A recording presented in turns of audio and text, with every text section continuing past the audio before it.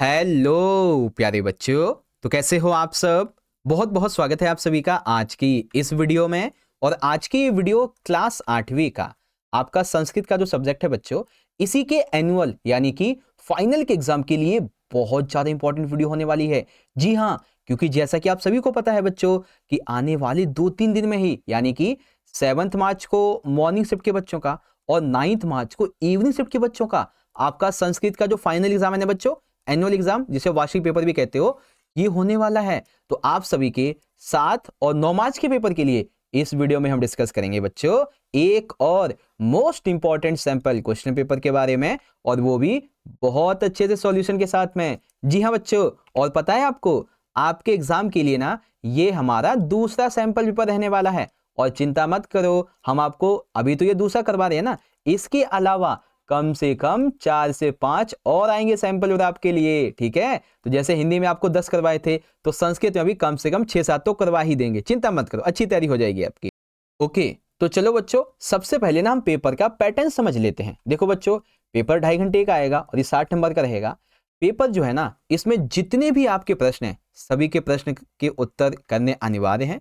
जो भी प्रश्न का उत्तर लिखेंगे आपको संस्कृत में लिखना है। प्रश्न का उत्तर लिखते समय प्रश्न किस खंड का है वो जरूर लिखें, और साथ ही साथ प्रश्न संख्या जरूर लिखिएगा। अब आती है बारी प्रश्न पत्र स्वरूप की, यानी कि पेपर के पैटर्न की।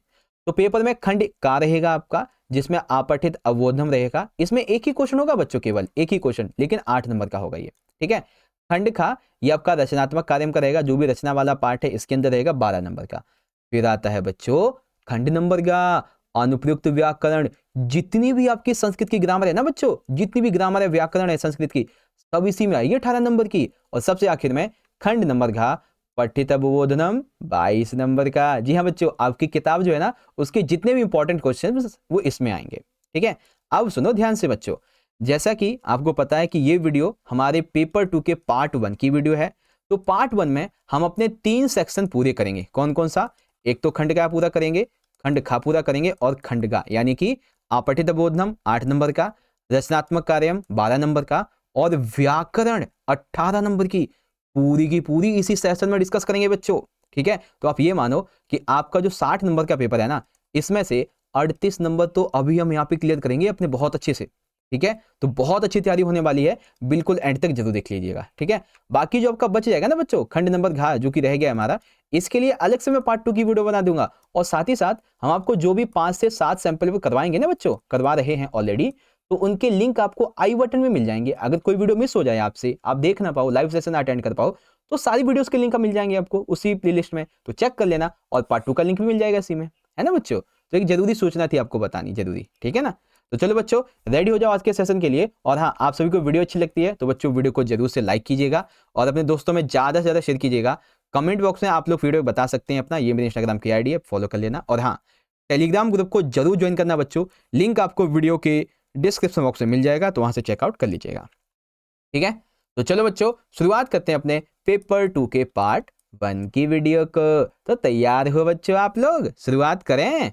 तो चलिए शुरू करते हैं पार्ट 1 की वीडियो को। ठीक है, तो चलिए शुरू करते हैं। तो फाइनली प्यारे बच्चों, यहाँ पे आप देख सकते हैं आज की इस वीडियो का जो हमारा सबसे पहला खंड है, खंड नंबर का अपठित अंश यानी कि अवबोधनम, वो यहाँ से शुरुआत हो जाता है और ये रहेगा 8 नंबर का। ठीक है, तो देखो बच्चों, सबसे पहला आपका जो क्वेश्चन है वो यहाँ से स्टार्ट हो जाता है। अब ये पैसेज जो है ना आपका संस्कृत में है। अब बहुत सारे बच्चों को संस्कृत थोड़ी सी दिक्कत आएगी समझने में, है ना। तो इसीलिए मैंने इसका हिंदी अनुवाद भी यहाँ पे लिख रखा है बच्चों। ठीक है, जिससे कि आपको यहाँ पे मैं समझाऊंगा भी अच्छे से, और जिसको कोई भी शब्द अगर समझ में नहीं आता है तो वो वहां से देख लेगा। ठीक है, पहले हम इसे अच्छे से पढ़ेंगे फिर सॉल्व करेंगे। ओके बच्चों, तो पढ़ाई करें, चलो शुरू करते हैं बच्चों। ठीक है, देखो क्या लिखा हुआ है। उत्सव प्रिय खलु मनुष्य इति कालिदासस्य उक्ति है। मनुष्य वास्तव में उत्सव प्रिय होते हैं, जिसको त्योहार पसंद है, ये कालिदास का कहना है। एताम उक्तिम स्वीकृत्य भारते देशे जनः प्रतिदिनम प्रतिमासम च किमपि पर्व मानयन्ति। भारत में लोग इस कथन को स्वीकार करते हैं, क्योंकि हमारे भारत में ना प्रतिदिन प्रत्येक महीने किसी न किसी पर्व का आना अनिवार्य है ना। हर महीने कोई ना कोई त्योहार जरूर आता है। पर्वशु दीपावली अन्यतम पर्व अस्ति। इस पर्वों में दिवाली सबसे प्रमुख पर्व होता है। जनः अस्मिन् दिने स्व स्वगृहे दीपान प्रज्वलयन्ति, यानी कि इस दिन लोग अपने घरों में दीप जलाते हैं। दीपावली उत्सवम कार्तिकी अमावस्यायाम संप्रते, यानी कि ये जो है ना बच्चों दिवाली का ये त्योहार, ये कार्तिक मास की जो अमावस्या होती है इस दिन मनाया जाता है। अमावस्यातः पक्षदश दिवस पूर्वमेव जनः स्वेषाम ग्रहणाम स्वच्छताम संपदायन्ति, यानी कि अमावस्या से 15 दिन पहले ही लोग अपने घरों में साफ सफाई वगैरह जो है वो शुरू कर देते हैं। कुछ लोग जैसे कि केचन जनः सुधया भवनम लिम्पन्ति, कुछ लोग जो होते हैं ना वो घरों को गेरू से या चूने से लीपने लगते हैं। अस्मात् पवर्णः प्राकः वर्षतुः भवति गृहे यत्र तत्र सर्वत्र मलिनता जायते। यहाँ यह पर्व वर्षा ऋतु के बाद आता है जब घरों में गंदगी और कीटे पतंगे अधिक होते हैं। गृहे विविधतः कीट पतंग्या आगच्छति, है ना, इस समय कीट पतंगे बहुत आते हैं। एतस्य पर्वणः व्याजेन गृहे सर्वत्र स्वच्छता भवति, इस पर्व के माध्यम से घरों में स्वच्छता बनी रहती है। दीपावली पर्व सर्वे आबाल वृद्ध अत्यंत हर्षोल्लासेन मानयन्ति, दीपावली पर सभी लोग हर्षोल्लास के साथ इसको मनाते हैं। तो बच्चों त्योहारों के बारे में, खास करके दीपावली के बारे में आपका ये कथन दिया गया है। किसी बच्चों को कोई शब्द का मीनिंग ना समझ में आया हो तो वो यहाँ पे ना इसको हिंदी ट्रांसलेट यहाँ पे मैंने कर रखा है, आप यहाँ से पढ़ सकते हैं। मुझे तो पता है कि किस शब्द का क्या मीनिंग है, आपके लिए मैंने हिंदी का ट्रांसलेशन यहाँ पे कर रखा है, आप चाहो तो पढ़ लेना, ठीक है। और इसी तरीके से इनके क्वेश्चन के आंसर भी मैंने लिख रखे हैं बच्चों हिंदी में, आसानी से देखेंगे। यहाँ पे ना हमारे पहले क्वेश्चन क्या है बच्चों कि एक पदेन उत्तरत केवलम प्रश्न त्रयम, यानी कि इन चारों में से आपको किन्हीं 3 का उत्तर करना है, ठीक है, एक पद में वो भी। फिर बच्चों बा वाला रहेगा पूर्ण वाक्येन उत्तरन केवल प्रश्न एकम, यानी कि आपको ना 2 नंबर की ये 2 क्वेश्चन है जिसमें से किसी एक को अटेम्प्ट करना है। फिर सा वाला रहेगा 2 प्रश्न करने बच्चों, आपकी 3 है ना, 3 MCQ वाले प्रश्न है, इसमें से 2 करने और इसके लिए एक शीर्षक लिखना है 1 नंबर में। तो बच्चों इन्हीं प्रश्नों के उत्तर जो है ना मैंने अलग से लिख रखे हैं हिंदी और संस्कृत दोनों में, देखो यहाँ पे है ना, ये लिखे बच्चों। तो सबसे पहला, उत्सव प्रिय खलु मनुष्यता इति कस्य उक्ति, मनुष्यों को उत्सव प्रिय होते हैं बच्चों, ये कथन किसने कहा है? तो अभी अभी हमने पहली लाइन में पढ़ा था, उत्सव प्रिय खलु मनुष्य इति कालिदासस्य उक्ति, किसने कही है बच्चों? ये कालिदास ने। तो यह प्रसिद्ध उक्ति संस्कृत कवि कालिदास की है, जिसमें उन्होंने कहा कि मनुष्य स्वभाव से उत्सव प्रिय होते हैं, यानी कि हमें त्योहार पसंद होते हैं, ठीक है।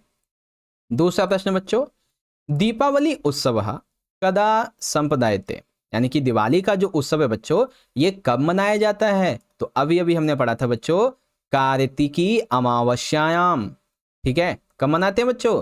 कार्तिकी अमावस्या, यानी कि कार्तिक मास की अमावस्या होती है ना, इस दिन मनाया जाता है और लोग अपने घरों में दीपक जलाते हैं, है ना, इस तरीके से। चलो अगला प्रश्न, अगला कहाँ गया, ये रहा तीसरा, जनः कया भवनम लिपन्ति, यानी कि लोग जो होते हैं ना वो घरों को कैसे लीपते हैं? तो किससे बच्चों? सुधया। सुधया के 2 मतलब होते हैं, एक तो गेरू कह लो या फिर चूना कह लो। तो घरों की स्वच्छता को बनाए रखने के लिए लोग सुधा यानी कि गेरू या चूने को लिपते हैं। अच्छा पता है कुछ बच्चों के ना मन में एक डाउट होगा कि सर जी जैसे आपने हमें ना ये हिंदी में ट्रांसलेट करके बता रहे हो तो क्या हमें हिंदी में आंसर लिखना होगा? बिल्कुल भी नहीं, बिल्कुल भी नहीं। आपको कितना लिखना है, ये आपका क्वेश्चन होगा, देखो मैं बता देता हूं, ये आपका क्वेश्चन ना, ये क्वेश्चन, तो आपको सिर्फ एक शब्द लिखना है, कालिदास। किसका कथन है ये? कालिदास का। दीपावली उत्सव कदा संपद्यते, कब मनाया जाता है बच्चों? कार्तिकी अमावस्याम। तो बस आपको ये 2 शब्द लिखने हैं, इसके अलावा कुछ लिखने की जरूरत नहीं है, कुछ भी लिखने की आपको जरूरत नहीं है, ठीक है। अब ये सब जो चीजें हैं ना, ये हिंदी में लिखना, व्याख्या, ये तो मैं आपको बता रहा हूं ताकि आपको समझा सकूं अच्छे से, ठीक है।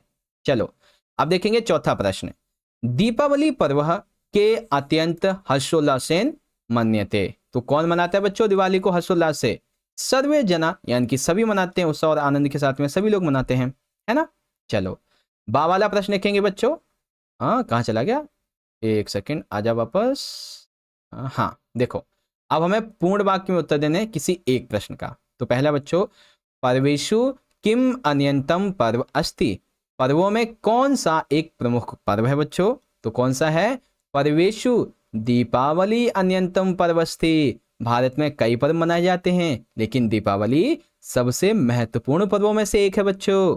ठीक है। दूसरा, गृहे विविधा के आगच्छन्ति, घरों में कौन कौन से कीट पतंगे आते हैं बच्चों? ठीक है, मतलब कौन कौन आते हैं? तो कौन कौन आते हैं बच्चों? कीट पतंगे आते हैं।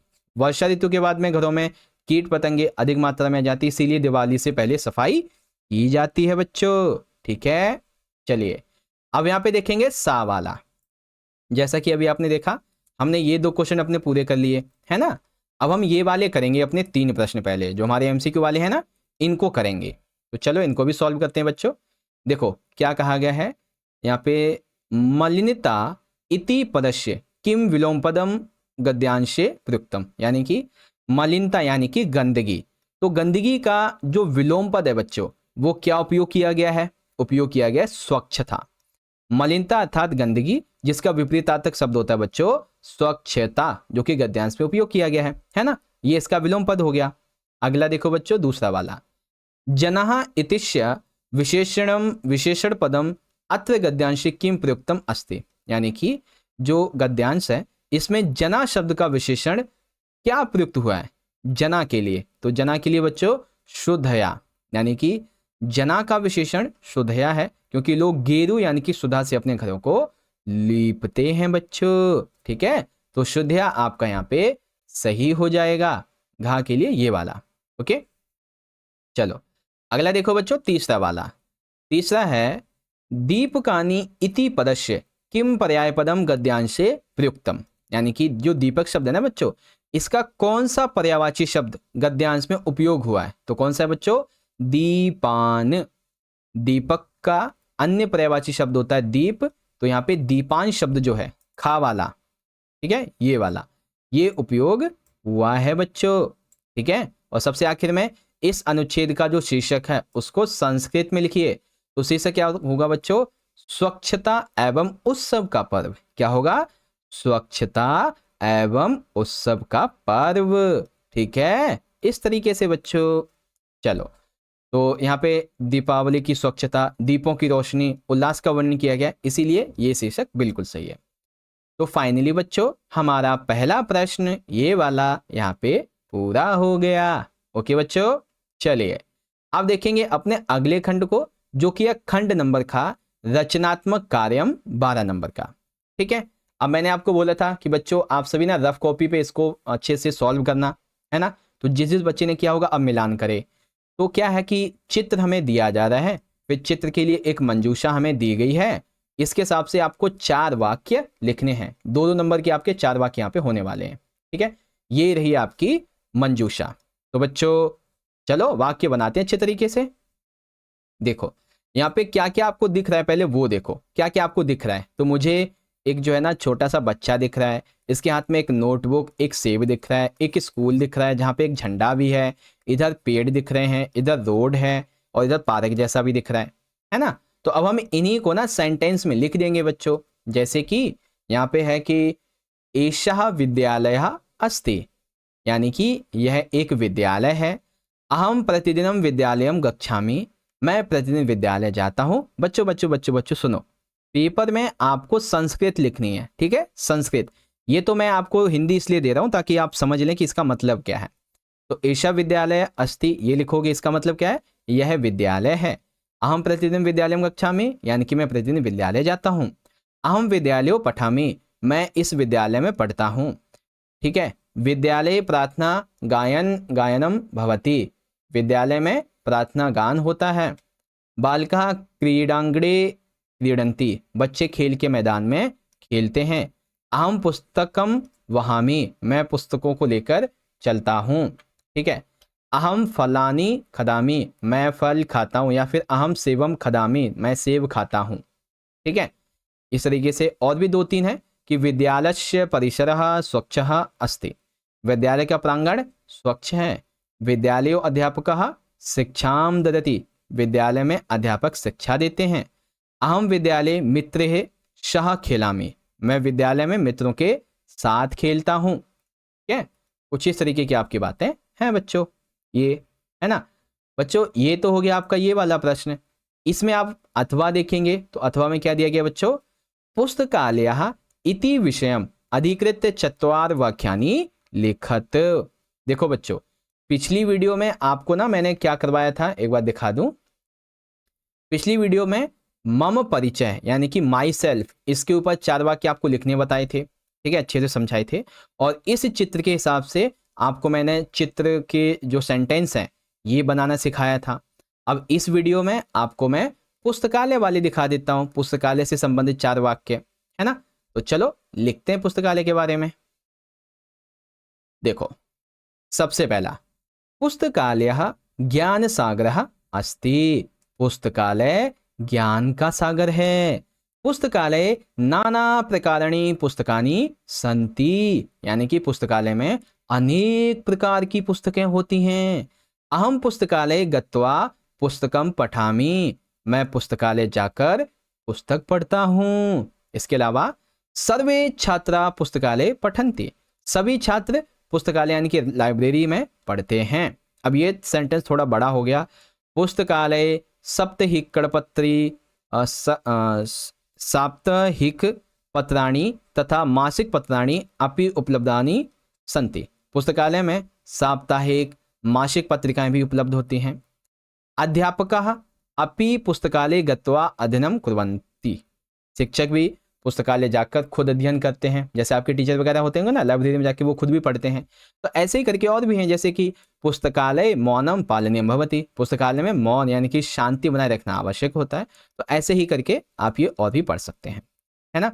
तो बस बच्चों यही था, इस तरीके से आप बनाओगे और आप इसकी प्रैक्टिस करना। मम परिचय के बारे में मैंने वैसे आपको बता भी रखा है, रुको दिखा भी देता हूँ, वेट अ मिनट। ये देखो, मम परिचय के बारे में आपको मैंने 10 वाक्य लिखने बताए। ठीक है, पेपर में 4 लिखने हैं आपको, मैंने देखो 10-10 आपको बता रखे हैं अच्छे से, है ना। और जो हमारा चित्र वाला था ना, वो वाला ये रहा चित्र, इससे देखो मैंने 10 वाक्य आपको लिख के बता रखे हैं कैसे आपको करने हैं। बहुत बढ़िया, है ना बच्चों। चलो अब आता है हमारा यहाँ पे तीसरा क्वेश्चन, पदानाम मेलम कृत्वा वाक्य रचनाम कुरुत, यानी कि आपको ना इन सभी को, ये जो है ना वो सही नहीं है, तो आपको इन सभी को सही मिलान करके एक नया वाक्य बनाना है।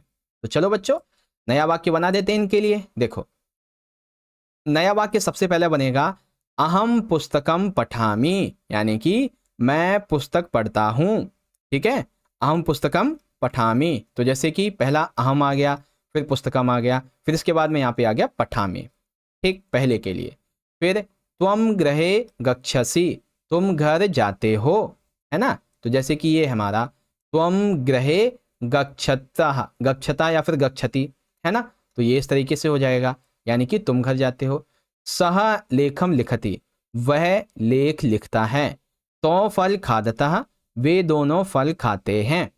ठीक है, इस तरीके से आप इसको बना देंगे।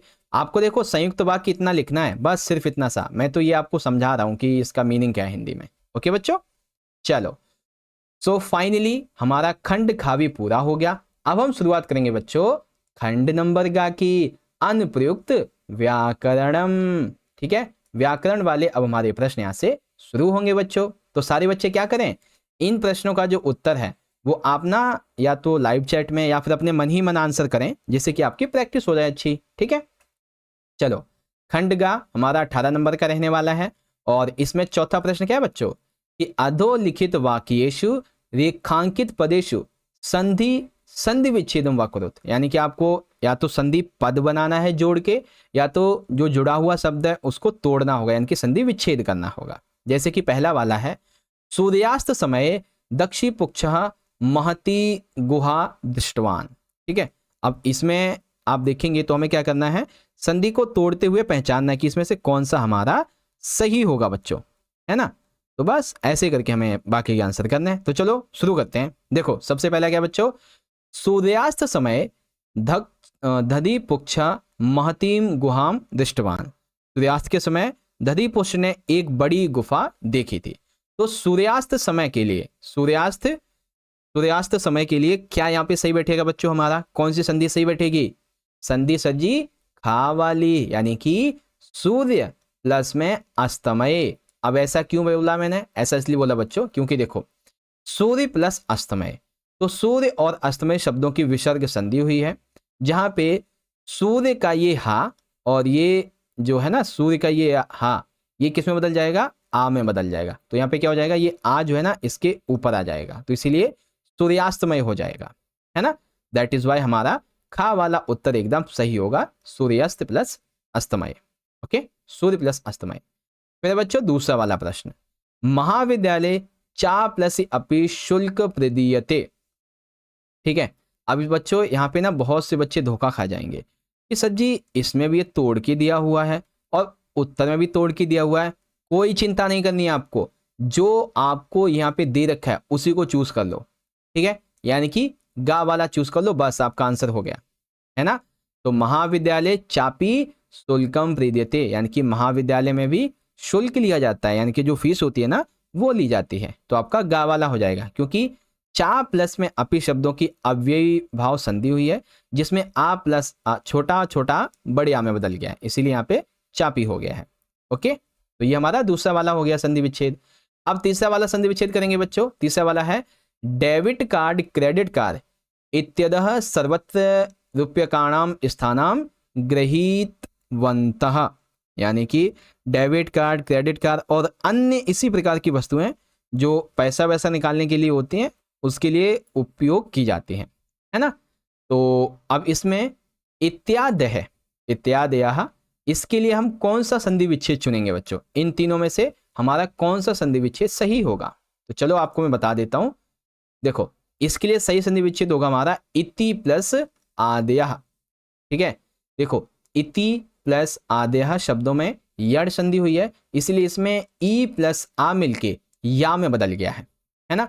तो इसीलिए हमारा इति प्लस आदेयः ये हमारा सही हो जाएगा। देखो जो आंसर सही है ना उसके नीचे मैं ना बोल्ड कर दूंगा रेड कलर से, ज्यादा बोल्ड, जिससे आपको पता चल जाए। अब चौथा बच्चों देखो इसका आंसर तो यहीं पे दे रखा है, करगद प्लस में उद्योग वृक्षाणाम उपयोगान वृक्षा कथयन्ते, है ना। वैसे इसका प्रश्न पता है कैसे बनना चाहिए था, ऐसे बनना चाहिए था इसका प्रश्न, करगद उद्योगो वृक्षाणाम उपयोगेन वृक्षा कर्तव्य, यानी कि करगद उद्योग के माध्यम से वृक्षों का उपयोग करके नए वृक्ष लगाए जाने चाहिए। तब यहाँ पे हमारा आंसर जो है ना वो गा बिल्कुल सही बैठता। ओके बच्चों, चलो तो हमारा ये हो गया प्रश्न नंबर 4 और आशा करता हूँ समझ गए होंगे। ठीक इसी तरीके से मैंने आपको पिछली वीडियो में देखेंगे यहाँ पे तो आपको संधियाँ करवाई हुई हैं बहुत सारी, है ना, बहुत सारी संधियाँ करवाई हुई हैं। जैसे कि पहली वाली है इसके लिए हमारा गा वाला सही है, दूसरी वाली जो है इसके लिए भी हमारा नहीं, इसके लिए का वाला सही है, इसके लिए का वाला सही है। अब ये वाला देखेंगे तो इसके लिए हमारा खा वाला सही है, इसके वाले के लिए देखेंगे तो हमारा ये वाला सही है ना। तो ऐसे करके और भी संधियाँ आपको मैंने करवा रखी हैं। ठीक है, ओके, तो चलिए बच्चों आप शुरुआत करते हैं प्रश्न नंबर 5 की। ठीक है, लेकिन इस प्रश्न में ना थोड़ा सा बदलाव है। बदलाव ये है कि यहाँ पे कहा गया है कि अधोलिखितम प्रकृति प्रत्यम संयुज्य व्युज्य व पदानि सज्जत। तो यहाँ पे हम प्रत्य की जगह, ठीक है, एक वीडियो में आपको मैंने प्रत्य समझा दिए हैं, इस वीडियो में आपको उपसर्ग समझा दूंगा। ठीक है, ठीक है, इस वीडियो में उपसर्ग समझाऊंगा। जैसे कि बच्चों यहाँ पे है सहरति, ठीक है, उप प्लस हारः, अति प्लस आचारः, स्वागतम। तो इसमें क्या हमारा उपसर्ग है, ठीक है, क्या हमारा मूल शब्द है। उपसर्ग शुरू में लगते हैं, मूल शब्द बाद में लगते हैं। ठीक है, तो चलो देखते हैं बच्चों। यहाँ पे है बच्चों हमारा पहला वाला, मैंने शब्द भी चेंज कर दिया, यहाँ पे मैंने सहती लगा दिया। ठीक है, एक शब्द थोड़ा सा छोटा कर दिया, सहती बना दिया मैंने। तो यहाँ पे जो हमारा उपसर्ग है इस शब्द में वो है सा, ठीक है, उपसर्ग है सा, और यहाँ पे हति हमारा मूल शब्द हो जाएगा। तो शा उपसर्ग और हति मूल शब्द, या कह लीजिए धातु की संधि हुई है, जिसका अर्थ होता है संग्रह या फिर एकत्र होना। अब दूसरा शब्द है बच्चों उपहार, क्या है, उपहार। तो इसका मूल शब्द क्या बनेगा बच्चों, उपहार, क्योंकि उप हमारा उपसर्ग है, हार मूल शब्द की संधि हुई है, जिसका मतलब होता है भेंट या फिर तोहफा, है ना, इस तरीके से। फिर आएगा बच्चों तीसरा वाला। तीसरा क्या था बच्चों हमारा अति प्लस आचारः। ठीक है, अति प्लस आचार क्या बन जाएगा, अत्याचार, क्योंकि इसमें अति उपसर्ग और आचार शब्द की संधि हुई है। इसका अर्थ है अन्याय या अत्यधिक कठोरता। ठीक है, इस तरीके से। फिर यहाँ पे बच्चों हमारा चौथा वाला स्वागतम, क्या है बच्चों? स्वागतम। तो कैसे लिखेंगे? स्वागतम के लिए क्या बनाएंगे? स्व जो है ये हमारा हो जाएगा उपसर्ग, आगतम हमारी धातु हो जाएगी। इसका मतलब होता है किसी के आने पर सम्मान पूर्वक उसका आदर से स्वागत करना, स्वागतम। ठीक है, इस तरीके से। ओके बच्चों, तो हमारा प्रश्न नंबर 5 पूरा हो गया उपसर्ग के लिए। चलो अब हम प्रश्न नंबर 6 डिस्कस करेंगे। अब इसमें क्या है बच्चों, हमें मंजूषा दी गई है ये वाली, और इसी मंजूषा के हिसाब से हमें सही वाक्य के लिए रिक्त स्थान को पूरा करना है। ठीक है, तो ये हमें दिया गया है बच्चों, यहाँ पे अच्छे तरीके से देख सकते हैं। और इनमें ना, इन चारों में ही आपको कोई 3 करने बच्चों, इन चारों में यहां से शब्द उठ के जाएंगे, तो किसमें क्या शब्द उठ के जाएगा ये हमें चूज करना है। तो चलो सॉल्व करते हैं बच्चों अच्छे तरीके से इसको भी, है ना। देखो प्रश्न नंबर 6, यहाँ पे सबसे पहला बच्चों किम पठनीय, ठीक है, यही लिखा हुआ ना हमारा, किम पठनीयम, है ना, वही चीजें लिखी हुई हैं।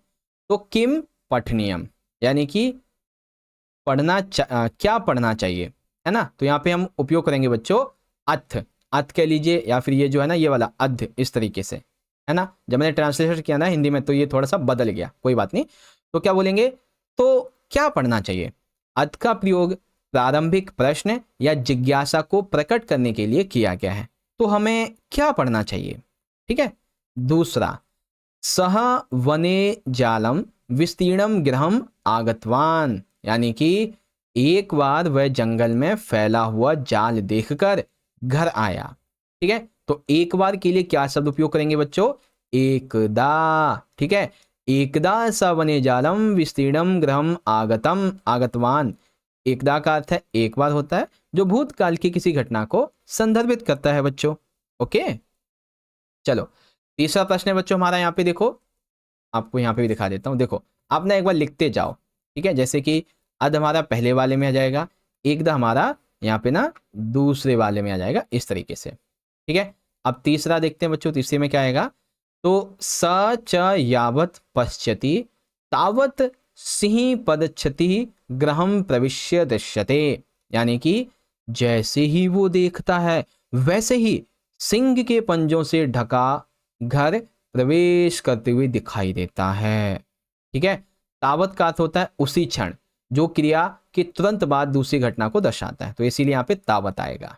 ओके, तो तीसरा शब्द में क्या आएगा बच्चों, तावत, और चौथे में आ जाएगा यद्यपि। अब क्यों आएगा बच्चों ये, क्योंकि बचा ही क्या है, एक ही तो बचा है हमारा। तो देखो सुदृढ़म खलु यद्यपि गमनम, हालांकि यात्रा बहुत कठिन है।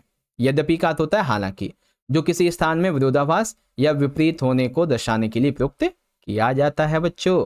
ठीक है, तो इस तरीके से आपका ये वाला कॉन्सेप्ट यहाँ पे पूरा हो गया प्रश्न नंबर 6 का, है ना। जी सर, छठा वाला हो गया।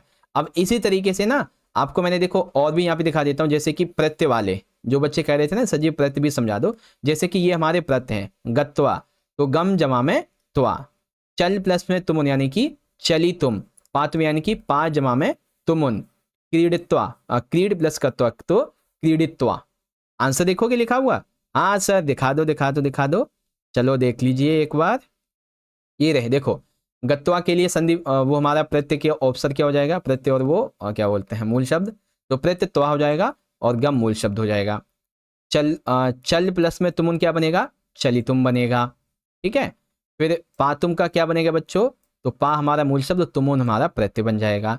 क्रीड प्लस कत्वा में क्रीडित्वा हमारा ये हो जाएगा, है ना, इस तरीके से।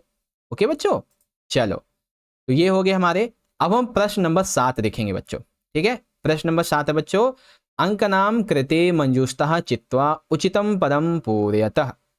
ठीक है, आपको क्या करना है बच्चों, यहाँ पे जैसे ये 72 है, 80 है, 50 है, 33 है, इसमें कहाँ पे क्या आएगा ये आपको बताना है इस मंजूषा के हिसाब से। ठीक है, आपको लिखना भी नहीं है, आपको बताना कि कहाँ पे क्या आएगा, है ना। तो आपको सोच के जरूरत है ही नहीं, आपके सामने ये लिखा हुआ, इसी में से आएगा जो भी आएगा। तो कैसे लिखेंगे बच्चों, देखो 72 को हम क्या लिखेंगे, 72 यानी कि 72 को लिखेंगे द्विसप्तति यानी कि 72। 50 में आ जाएगा बच्चों 50। ठीक है, 80 में 80 इस तरीके से, और 33 के लिए क्या आएगा बच्चों त्रिशंत, है ना, 33। दोबारा समझा दूं, देखो 72 के लिए आ जाएगा बच्चों सप्तविंशति, ये वाला। 80 के लिए आ जाएगा अशीति, क्या आ जाएगा अशीति। 50 के लिए आ जाएगा 50, 33 के लिए 33, इस तरीके से, है ना। तो ऐसे करके हमने ये वाला भी कर लिया, बहुत सिंपल है बच्चों। तो गिनती याद करके जरूर जाना, गिनती आएंगी पेपर में 3 नंबर की। चलो अब देखेंगे 8वां प्रश्न, उचित शब्द रूपाणी चित्वा रिक्त स्थानी पूर्यत, यानी कि आपको ना उचित शब्द का जो है ना यहाँ पे देखना है और सही भरना है। जैसे कि यहाँ पे बच्चों वने खरन खरहा या खरन खरातः नामः सिंह प्रतिवशत इसमें, तो यहाँ पे इन दोनों में से क्या आएगा, ऐसे ही करके इसमें इन दोनों में से क्या आएगा, इसी तरीके से इसमें से इन दोनों में से क्या आएगा, और यहाँ पे इसमें से क्या आएगा, है ना। तो आंसर हमारे सामने है, बस हमें ये देखना है कि कौन सा हमारा आंसर इसमें से सही होगा। 2 दे रखे हैं, एक सही है एक गलत है। तो चलो शुरू करते हैं। देखो बच्चों सबसे पहला क्या है बच्चों, वनेह डैश नाम सिंह प्रतिवशत इसमें, तो बच्चों यहाँ पे जो हमारा सही उत्तर होगा, ठीक है, सही उत्तर क्या बनेगा बच्चों, यहाँ पे सही उत्तर क्या बनेगा, सही उत्तर बनेगा खरन खा, ठीक है, खरन खा या फिर खरन खर जैसे लिखा हुआ था वैसा। जंगल में खरनखर नाम का सिंह रहता था, यहाँ पे खरनखर नाम में प्रयुक्त हुआ है, इसलिए प्रथम विभक्ति एक वचन उपयुक्त है, ठीक है। तो पहले वाले के लिए हमारा क्या हो जाएगा खरन खरहा, वहां पे रा हट गया है बच्चों, ठीक है, कोई बात नहीं, यहाँ पे हमारा आंसर ये रहा। अब दूसरे वाले के लिए बच्चों महती दृष्टवा सिंह अचियंतयत, यानी कि बड़ी गुफा को देखकर सिंह ने सोचा, ठीक है। तो यहाँ पे गुफा के लिए क्या आएगा, गुफा के लिए आएगा गुहाम, क्या आएगा बच्चों गुहाम, क्यों आएगा तो देख सकते हैं, ये रहा आपका यहाँ पे इसका उत्तर, है ना। तो इसके लिए क्या आ जाएगा बच्चों गुहाम, ये वाला हमारा सही आंसर हो जाएगा, ठीक है। चलिए तीसरा वाला प्रश्न देखेंगे बच्चों, काल परिवर्तन सह मानवस्य आवश्यकता अपि परिवर्तते, समय के परिवर्तन के साथ साथ मनुष्य की आवश्यकताएं भी बदल जाती हैं बच्चों, है ना। तो यहाँ पे क्या आया मानवस्य, ठीक है, तो इसके लिए क्या हो जाएगा बच्चों मानवस्य, ये वाला हो जाएगा, ठीक। सबसे आखिर में इमानी सप्त डैश संति, तो इमानी सप्त राज्यम या राज्यानी संति, है ना। तो क्या होगा बच्चों यहाँ पे राज्यानी, इमामी इस्मह राज्यानी सीता, सीता लिखा हुआ है, संति लिखा हुआ है, कोई नहीं, यहाँ पे हमने सीता लिख दिया। तो ये राज्य सीता के थे, ठीक है। इस तरीके से भी इमानी बहुवचन रूप है, इसलिए राज्यानी नपुंसकलिंग बहुवचन उचित उत्तर है। सीता कह लीजिए या फिर संत कह लीजिए, दोनों मतलब हमारे सब्जेक्ट हैं एक तरीके से, है ना, ये चीज है। ओके बच्चों, तो इस तरीके से आप भरेंगे यहाँ पे, तो यहाँ पे जो है हमारा राज्यानी, ये वाला एकदम परफेक्ट हो जाएगा। जो सही आंसर है उसे मैंने बोल्ड कर दिया है, ओके। चलो अब इसी तरीके से 8वें का हमारा दूसरा वाला भी है, खा वाला, उचित धातु रूपाणी चित्वा रिक्त स्थानी पूर्यति केवल प्रश्न त्रयम्, आपको उचित धातु के रूप में रिक्त स्थानों को पूरा करना है बच्चों, ठीक है। तो कैसे पूरा करेंगे आप, जैसे कि अस्माकम देशे अष्टविंशति राज्यानि स्तः या सन्ति, ठीक है, वैसे ही इससे पढ़ने के बाद में इसमें से क्या आएगा, इसे पढ़ने के बाद इसमें क्या आएगा, इसे पढ़ने के बाद इसमें क्या आएगा। तो मैं आपको आंसर बता दूं एक बार सारे, फिर मैं आपको बताऊं कि आंसर कैसे आए। तो देखो सबसे पहले में आएगा आपका संति, ठीक है, इसमें आपका संति आएगा। दूसरे में आएगा गच्छाति, ठीक है।